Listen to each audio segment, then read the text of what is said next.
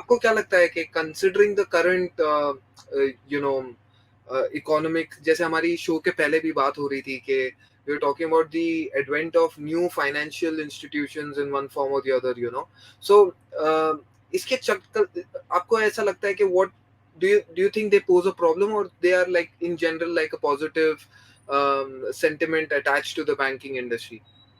Sure, I mean before proceeding मैं बस बताना चाहता हूँ कि जो भी लोग यहाँ पर सुन रहे हैं, इस वीडियो को देख रहे हैं, तो आप बस ध्यान से देखिए, इसमें काफ़ी कुछ इंसाइटफुल बातें होने वाली है जो आपको बैंकिंग इंडस्ट्री के बारे में काफ़ी कुछ बताने वाले हैं। जी कि मतलब एक ऐसा सेक्टर है ये कि जिसका सेंसेस और निफ्टी में बहुत ज़्यादा वेटेज है, जी हाईएस्ट वेटेज है इस सेक्टर का, बीएफएसआई का। और उसी की हम बात कर रहे हैं, तो क्यों ज़्यादा वेटेज है उसके बारे में ही बात करेंगे। और जहाँ तक आपका सवाल रहा मुजम्मिल, तो कई लोग समझते हैं कि जो नियो बैंक्स है they are threat to the traditional banks. जो जी ट्रेडिशनल बैंक्स में जैसे नॉर्मल बैंक्स अभी हमारी एसबीआई है, आईसीआईसीआई, एचडीएफसी है। But that's not again complete truth नहीं है। इसमें आपको बता दूं कि जो नियो बैंक्स है वो है फ्रंट एंड, और जो ट्रेडिशनल बैंक्स है वो उसका एप्लीकेशन बैक एंड बेस है है। बेसिकली। एग्जैक्टली। तो भी आज के अगर यूथ की बात करें, आपकी बात करें, मेरी बात करें, तो हम क्या करते हैं कि बहुत सारा हम ध्यान देते हैं यूआई यूएक्स पर, कि किस जी तरह से यूआई यूएक्स, अगर हमें लगा कि पुरानी तरीके की वेबसाइट बनी है, फिर चाहे फंक्शनलिटीज हजार दे वो, लेकिन जी अगर वो दिखने में अच्छे नहीं है तो लोग बोलते हैं अरे ये तो बेकार है, छोड़ दो। जी तो दिस डेज जितनी इंपॉर्टेंट फंक्शनलिटी है उतना ही इंपॉर्टेंट उसका डिजाइन है।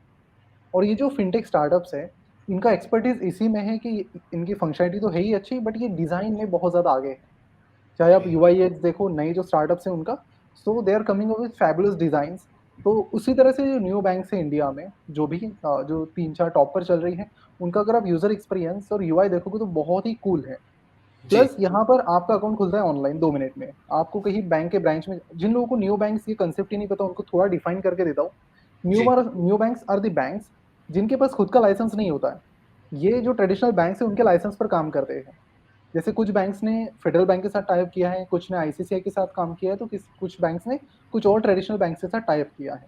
जी इनकी कोई ब्रांच नहीं होती है, कंप्लीटली ऑनलाइन ऑपरेट करते हैं। आपकी केवाईसी प्रोसेस 2-3 मिनट में खत्म हो जाती है, और फिर आपके ऐप में, जो भी आपका ऐप है न्यू बैंक का, उसके जरिए आप ट्रांजेक्शन कर सकते हो। तो जी मतलब प्रॉब्लम स्टेटमेंट क्या था कि लोगों को नेट बैंकिंग वगैरह यूज करना, फोन बैंकिंग थोड़ा डिफिकल्ट जा रहा था, बिकॉज ट्रेडिशनल बैंक से वो उतना मतलब पावरफुल टेक नहीं था। हाँ जी एचडीएफसी बैंक जो कि इतनी बड़ी बैंक है, उनके पास भी उतना पावरफुल टेक नहीं है। तो new banks are solving that problem.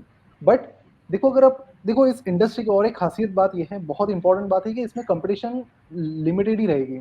Ji RBI किसी को 2015 के बाद, आरबीआई ने 2015 या 16 में लास्ट टाइम बंधन बैंक को लाइसेंस दिया गया है कमर्शियल बैंकिंग का। उसके बाद किसी को लाइसेंस नहीं मिला है। स्मॉल जी फाइनेंस बैंक का मिला है, लेकिन मेन जो बैंक रहती है उसका नहीं मिला है। तो बात अब हो रही है कि जो पीएमसी बैंक है उसे बेचा जा रहा है सेंट्रम और भारत पे को, जो उनका कॉमन कंसोर्टियम है। जी बट ओवरऑल आपको बता दूं कि यहाँ पे ऐसा नहीं कि कोई भी आ गया, बिजनेस शुरू कर दिया, कंपटीशन नहीं आ गई, थ्रेट नया आ गया और जो पुराने प्लेयर्स है वो पुराने हो गए। इट्स जी नॉट लाइक दैट। यहाँ पर एंट्री का भी एक मतलब कोई भी एंटर नहीं कर सकता, तो वो भी सो एक एज या।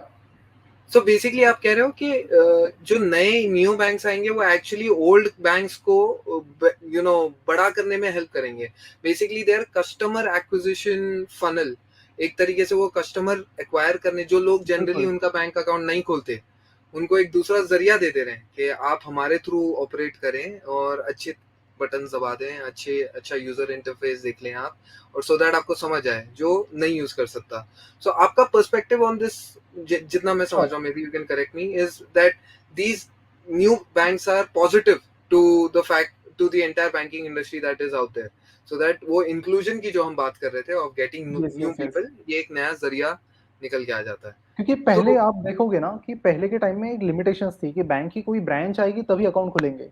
रूरल जी एरिया में हम बात करते हैं इंक्लूजन नहीं है, तो उसके पीछे कई लोग बार लोग बोलते हैं कि वहाँ पे ब्रांचेस नहीं है, बैंक से नहीं पहुंच पाई। जी new bank is not a problem now. New banks क्या है कि मोबाइल ऐप है उनके पास, बस इंस्टॉल करो, दैट्स इट।